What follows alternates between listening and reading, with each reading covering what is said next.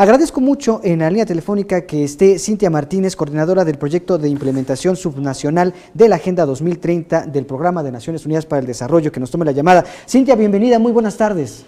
Buenas tardes, Jonathan, muchas gracias por la invitación. Al contrario, Cintia, en el capítulo 2 de este estudio se enfocan en el tema de educación y quisiera que comenzáramos por este capítulo, que me parece fundamental, sobre todo que estamos prácticamente a unos cuantos días de que se reinicie de manera virtual este regreso a clases virtual por vía televisión y vía radio.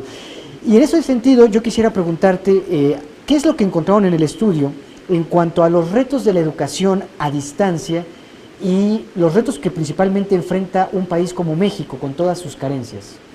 Claro, pues como bien mencionas, este estudio analiza justamente los efectos que tiene la pandemia de la COVID-19 en los diferentes rubros del desarrollo humano, ¿no? El ingreso, la salud, la educación. Y en temas de educación, lo que pudimos observar es que, por un lado, la pandemia exacerba aquellos problemas que ya estaban presentes en México, como son el rezago educativo, el abandono escolar, algunos riesgos como son embarazos adolescentes, entre otras cosas, ¿no? Y justamente la pandemia lo que observa además es que en materia educativa hay una alta probabilidad de que haya un impacto muy importante en materia de abandono escolar y justamente en el aprendizaje de niñas, niños y adolescentes. En particular también afecta a las poblaciones más vulnerables por una cuestión estructural, ¿no? Que son todas estas brechas digitales que existen en nuestro país. Sabemos que los hogares más, pues de los deciles más bajos, es menos probable que cuenten con una computadora o con servicio de Internet, lo cual sin duda alguna va a poner en riesgo su aprendizaje, pensando en que la nueva estrategia que podemos y que es la más viable en seguir en este momento es la formación a distancia, ¿no? Sí. Entonces, sin duda alguna este va a ser un gran reto. También me imagino que impacta de manera importante el hecho de que, por ejemplo, no se tenga un contacto con un profesor capacitado, con un docente capacitado, un pedagogo, y en casa tengamos a la abuelita, al abuelito o a los padres de familia que, además de que tienen que estar supervisando a los hijos, tienen que estar atendiendo también su trabajo. Me imagino que eso también impacta de manera importante. Claro, algo que es importante resaltar es que justamente en estos esquemas de formación a distancia se asigna una responsabilidad adicional a las personas adultas en el hogar. Es decir, que además de atender su trabajo, porque muchas de estas personas están haciendo teletrabajo, pues también tienen que acompañar en la formación de los niños, las niñas y los adolescentes. Y aquí representa un mayor riesgo o un mayor reto, porque mucho del aprendizaje que tengan estas personas adultas será un desafío en el momento que acompañan a los estudiantes en este proceso formativo.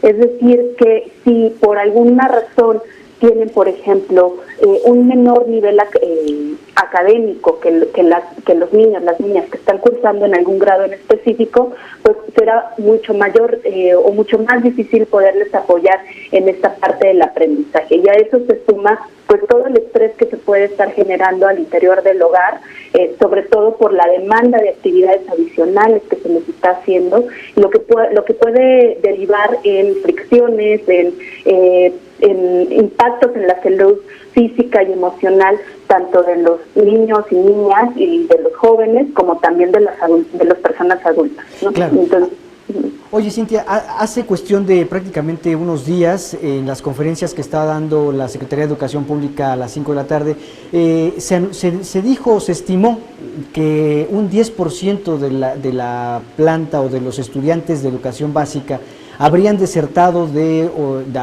sus estudios en el ciclo pasado. Esto nos habla de alrededor de 2 millones de estudiantes. ¿Cuál es lo que ustedes han detectado que llevan a estos pequeños o a estos jóvenes a justamente abandonar sus estudios en medio de crisis de este tipo?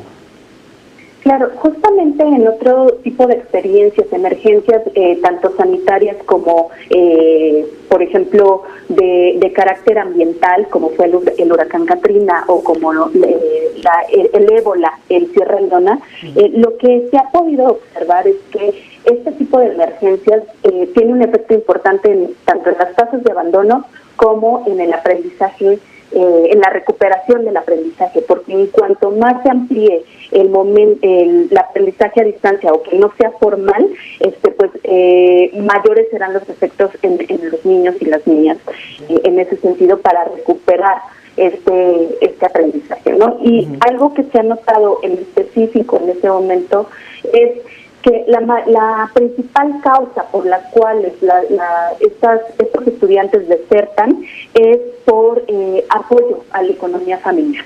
Es decir, que principalmente las familias más pobres son quienes se ven en la necesidad de que las y los estudiantes se incorporen al mercado laboral de tal manera que puedan aportar al ingreso de la familia.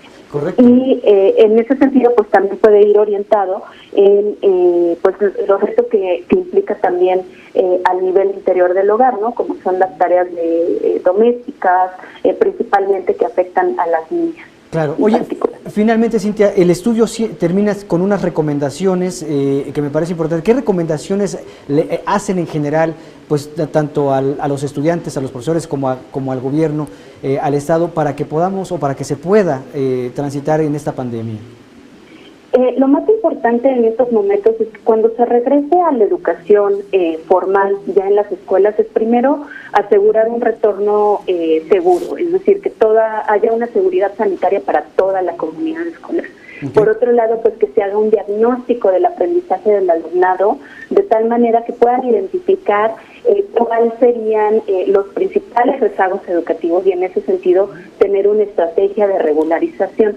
Y algo muy importante es que ya se está también pensando es tener una educación híbrida, ¿no? Que no nada más se considere la educación formal, sino ya una educación a distancia que va a implicar que haya nuevos modelos de enseñanza y aprendizaje y que se eduque tanto tanto a estudiantes como al profesorado a que puedan tener este tipo de habilidades y herramientas que les permite tener la formación a distancia de una manera virtual sin poner en riesgo la calidad en el aprendizaje, ¿no? Esas serían principalmente las recomendaciones. Correcto. Cintia, te agradezco mucho en verdad estos minutos para Cruce Informativo, para después hablar de este estudio, para poder entender la magnitud del problema que enfrentamos y de los retos que enfrentamos como país. Cintia, te agradezco mucho estos minutos para Cruce Informativo. Muchas gracias a ti, Jonathan. Que tengan buena tarde.